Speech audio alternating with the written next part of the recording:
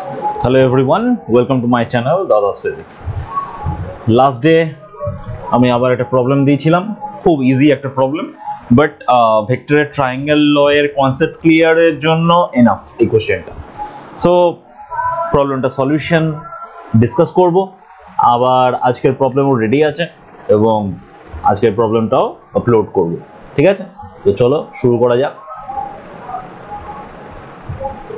ওকে, তো প্রবলেমটা কি আছে বলেছে, 3 forces 9, 12 and 15 Newton acting at a point are in equilibrium. The angle between 9 Newton and 15 Newton হচ্ছে বার করতে হবে।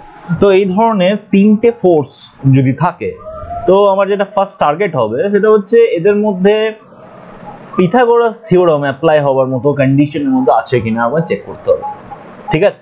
তো সেটা যদি আমরা চেক করি তাহলে এখানে একটা জিনিস খুব ক্লিয়ার এই কোশ্চেনটা থেকে, সেটা হচ্ছে ইয়েস, এখানে পিথাগোরাস থিওরাম হোল্ড করছে। 9 এর স্কোয়ার ইজ ইকুয়াল টু 81, 12 এর square is equal two 144 and 15 square is equal two 225। এদের মধ্যে খুব সুন্দর রিলেশন আছে, তোমরা দেখতেই পাচ্ছ যে 9 এর স্কোয়ার অ্যান্ড 12 এর স্কোয়ারকে অ্যাড করে আমি 15 এর স্কোয়ার পাবো।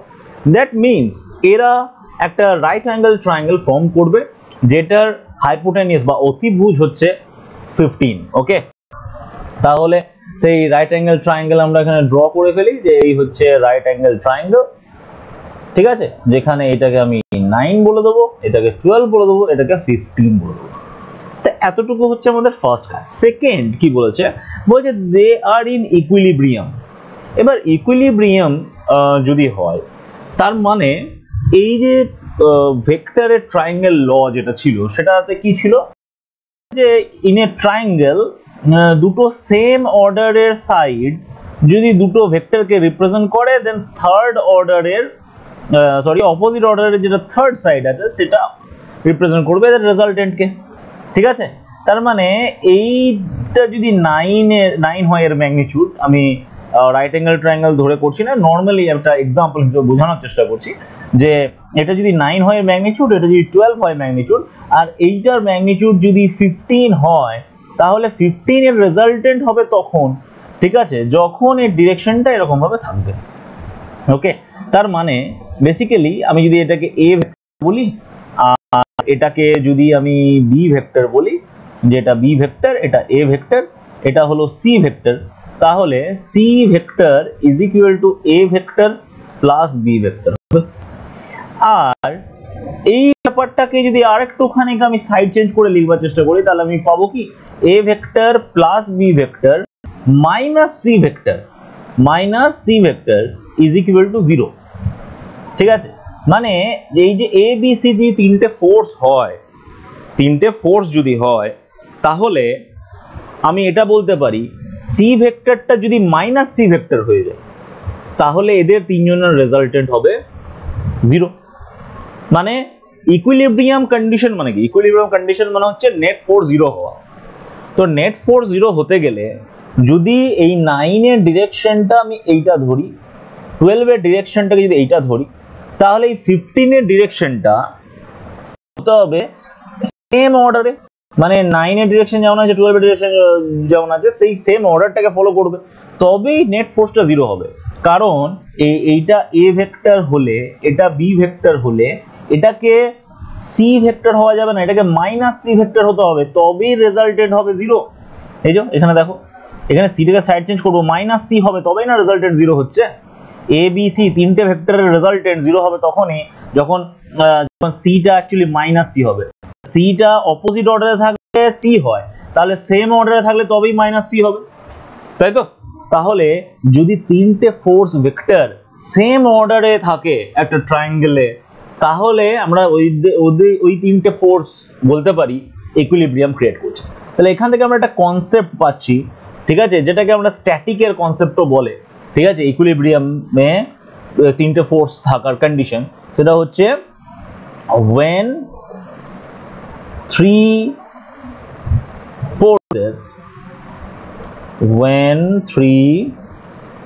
forces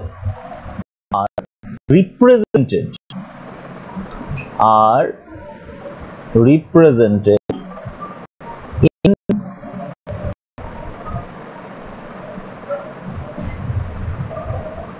same order in a triangle, then they create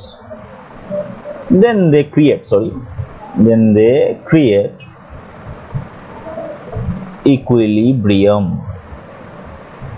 ওকে, তার মানে তিনটে ফোর্স কে রেজাল্টেন্ট জিরো হতে গেলে এদেরকে সেম অর্ডারে থাকতে হবে, ঠিক আছে, একটা ট্রায়াঙ্গেলে সেম অর্ডারে থাকতে হবে। এখান থেকে আরেকটা কোশ্চেন হয়, আমরা একটা কনসেপ্ট শুধু পাচ্ছি না, এখান থেকে আরেকটা কোশ্চেন আরেকটা কনসেপ্টও আমাদের ক্লিয়ার হচ্ছে। কনসেপ্ট 1 এটা হলো, তো কনসেপ্ট 2 আরেকটা হচ্ছে মিনিমাম কটা ফোর্স লাগবে, যারা মিনিমাম মানে কটা ফোর্স মিলিয়ে একটা ট্রায়াঙ্গেল ফর্ম করবে, ঠিক আছে। বা তুমি এরকম বলতে পারো যে একটা অবজেক্ট আছে, সেই অবজেক্টে তিনটে ফোর্স মিলিয়ে কি রেজাল্টেন্ট জিরো হতে পারে, ঠিক আছে। তিনটে ফোর্স মিলিয়ে রেজাল্টেন্ট জিরো হতে পারে, দুটো ফোর্স মিলিয়েও রেজাল্টেন্ট জিরো হতে পারে।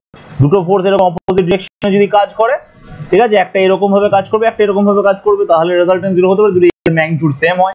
বাট যদি কোশ্চেন এটা হয় যে মিনিমাম কটা আনইকুয়াল ফোর্স অ্যাক্ট করলে একটা অবজেক্ট ইকুইলিব্রিয়ামে থাকতে পারে, সেটার অ্যান্সার হবে তিনটে unequal force, unequal in magnitude. Okay, তিনটে আনইকুয়াল ইন ম্যাগনিটিউড ফোর্স একটা পয়েন্টে অ্যাক্ট করে ইকুইলিব্রিয়াম ক্রিয়েট করতে পারে, ফর্ম ইকুইলিব্রিয়াম, ঠিক আছে। এটা আমি মিনিমাম বলছি। ওকে, এটা খুব ইম্পর্টেন্ট একটা কোশ্চেন। আমাদের এই কোশ্চেনটাতে অনেক কিছু কনসেপ্ট আছে, 1 নম্বর কনসেপ্ট হলো, 2 নম্বর কনসেপ্ট হলো, এখন আমরা আনসারে পৌঁছাই নাই। আনসারটা আমাকে আরেকটা কনসেপ্ট আমাকে দেবে, এই দুটো কনসেপ্ট তোমাদের ক্লিয়ার হয়েছে, এবার আমরা আনসারে চলে আসছি।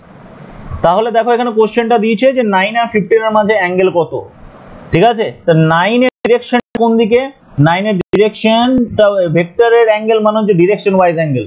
9 এর ডিরেকশনটা এই ডিরেকশনে, 15 এর ডিরেকশনটা হচ্ছে এরকম ভাবে যাচ্ছে, তাহলে 9 আর 15 এর মাঝে অ্যাঙ্গেল হবে এইটা। তাহলে এটা যদি ফাই মনে করি আমি, এটা যদি ফাই মনে করি আর এটা যদি থিটা মনে করি, দেন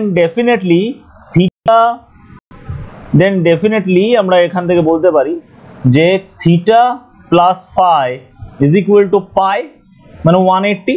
আর এখানে থিটার ভ্যালুটা ইজিলি পেয়ে যাব, থিটাতে যদি আমি কস থিটা অ্যাপ্লাই করি, তাহলে cos theta is equal to আসছে কি, এই ইকুয়েশনে cos theta is equal to যেটা আসবে base divided by hypotenuse. Theta এটাকে ধরলে বেস 9 হয়ে যাবে, দেন সেটাকে ক্যালকুলেশন করলে আমরা 3 ডিভাইডেড বাই 5 পাবো।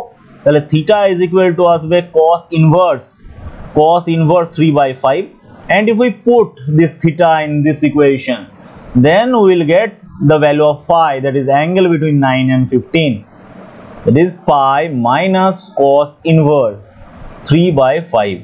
যারা এই অ্যান্সারটা বার করেছো কংগ্রাচুলেশনস, তারা একদম কারেক্ট অ্যান্সার বার করেছো। এখানে অপশন সি হবে কারেক্ট অ্যান্সার, পাই মাইনাস কস ইনভার্স 3/5। কিন্তু সাথে সাথে এই দুটো কনসেপ্টও এই কোশ্চেনের সাথে চলে আসছে, তো সেই কনসেপ্টটা আমি ডিসকাস করলাম, কোশ্চেনটাকে একটুখানি বেশি সময় দিয়ে ডিসকাস করেছি। তাহলে বেসিক্যালি আমাদের অনেক কটা কনসেপ্ট এখানে আসছে। এটা যে ট্রায়াঙ্গেল লয়ের কনসেপ্ট, ভেক্টরের মাঝে অ্যাঙ্গেল কিভাবে ডিফাইন হয় তার কনসেপ্ট। 3 নম্বর হচ্ছে তিনটে ফোর্স, মিনিমাম তিনটে আনইকুয়াল ফোর্স লাগবেই একটা অবজেক্টকে ইকুইলিব্রিয়ামে আনতে।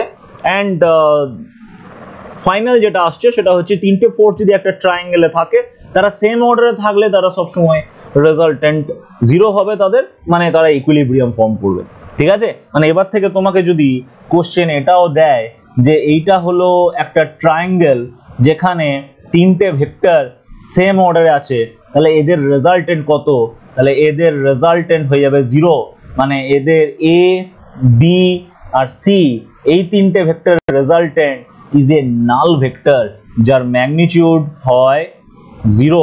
আরেকটা কনসেপ্ট তোমাকে বলে দিলাম, মানে জাস্ট একটা ডেফিনেশন তোমরা এখান থেকে জানতে পারলে যে নাল ভেক্টরের ম্যাগনিটিউড জিরো হয়। ওকে, আর তোমরা যেগুলো সব জানো, ভেরি গুড তার জন্য। And definitely share this channel.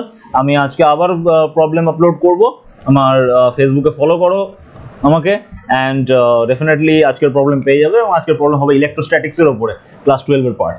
Okay, thank you for watching, and definitely subscribe this channel and share with your friends.